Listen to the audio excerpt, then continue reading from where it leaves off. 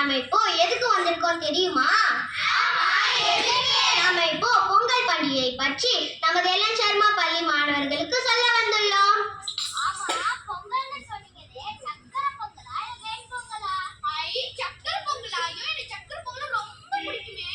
இருடா, சக்கர பொங்கலும் இல்லை, வெண்பொங்கலும் இல்லை.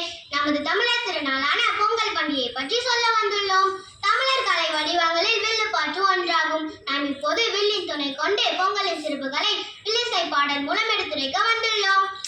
இத்திருநாள் 4 நாட்கள் கொண்டாடப்படுகிறது. ஐயோ ஜாலி ஜாலி, ஸ்கூல் 4 நாள் லீவு. அட இருடா, எப்ப பார்த்தாலும் ஸ்கூல் லீவ் தான். ஸ்கூலுக்கு போனா அவ்வளவு ஜாலியா படிக்கலாம், கேம்ஸ் கிளாஸ் போலாம், மியூசிக் கிளாஸ் போலாம், கராட்டே கிளாஸ் போலாம், அவ்வளவு ஜாலியா இருக்கலாம். ஐயோ கொஞ்சம் இருங்க, நாம இப்போ பொங்கல் சிறப்புகளை பற்றி சொல்ல வந்துள்ளோம். முதலாம் நாள் போகி பண்டிகை. பழையான கைதாலும் வேண்டும், நாம புதியன புகுந்திட வேண்டும். பழையான கைதாலும் வேண்டும், நாம புதியன புகுந்திட வேண்டும். என்னது பழையன புதியன? கொஞ்சம் விவரமா தான் சொல்லுங்க அக்கா. சொல்றேன் கேட்டுக்கோ. போகி அன்று வீட்டை சுத்தம் செய்து தேவையற்ற பொருட்களை எரிப்பார்கள்.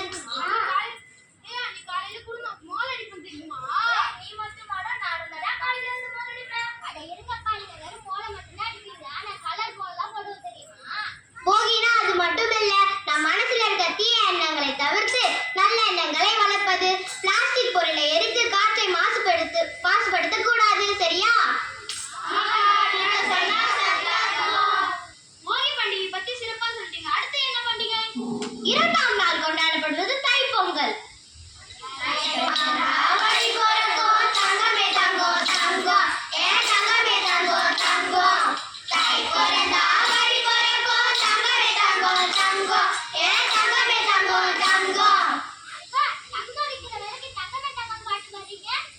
அதுவாமா, தைப்பிறந்தால் வழி பிறக்கும் ஒரு பழமொழி இருக்கு.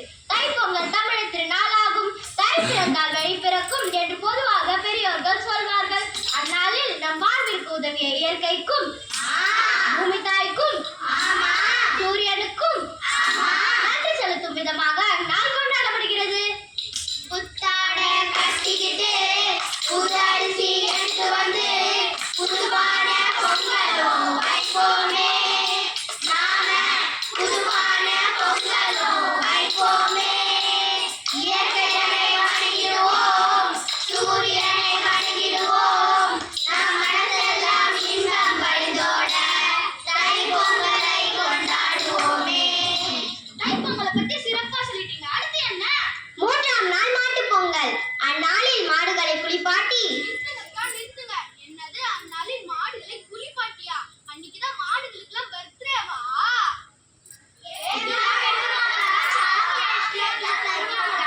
இருங்க, நீங்களே சொல்லிட்டு இருக்கீங்க, நான் சொல்றேன். அந்நாளில் மாடுகளை குளிப்பாட்டி அதன் கொம்புகளுக்கு வண்ணம் தீட்டி மாலையிட்டு அதனை வணங்குவார்கள். மற்றும் பொங்கல் பழங்கள் உணவாக கொடுப்பார்கள். பல்வேறு விளையாட்டு போட்டிகள் நடைபெறும். இந்த விளையாட்டு போட்டிகளை கொஞ்சம் விவரமா தான் சொல்லுங்களேன்க்கா. ஜல்லிக்கட்டு, மஞ்சு விரட்டு, உரியடித்தல் போன்ற வீர சாகச விளையாட்டுகள் நடைபெறும். ஆமாக்கா, நானும் எங்க ஊர்ல ஜல்லிக்கட்டுக்கு போய் காலையெல்லாம் அடிக்கிறது தெரியுமா? நீயும் கனவுல தாண்டா அடக்கியிருப்ப. காளைகளே காளைகளே எங்கள் காளைகளே, உங்கள் உழைப்பாலே உயர்ந்திடுவோம் எங்கள் காளைகளே. காளைகளே காளைகளே எங்கள் காளைகளே, எங்கள் உழைப்பாலே உயர்ந்திடுவோம் எங்கள் காளைகளே. இத்தனை வருடமாக நமக்கு உழைத்த மாடுகளுக்கு நன்றி செலுத்தும் விதமாக மாட்டுப் பொங்கல் கொண்டாடுகிறோம். மாட்டுப் பொங்கலை பத்தி சிறப்பா சொல்லிட்டீங்க. அடுத்து என்ன? நான்காம் நாள் கொண்டாடப்படுது காணும் பொங்கல். உற்றாரை காண்போமே, உறவினரை காண்போமே, தோழர் தோழிகளை காண்போமே. நாம தோழர் தோழிகளை காண்போமே.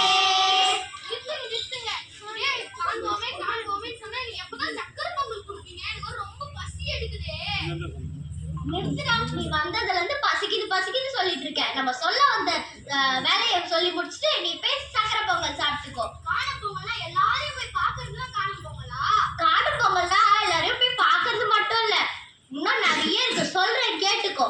காணும் பொங்கல் அன்னைக்கு உற்றார் வருவாங்க, உறவினர்கள் வருவாங்க, பெரியவங்க கிட்ட ஆசீர்வாதம் வாங்கினா காசெல்லாம் கொடுப்பாங்க தெரியுமா? ஆமாங்கக்கா, நானும் எங்க அம்மா அப்பா கூட எல்லாம் பார்க்குக்குலாம் போவேன் தெரியுமா?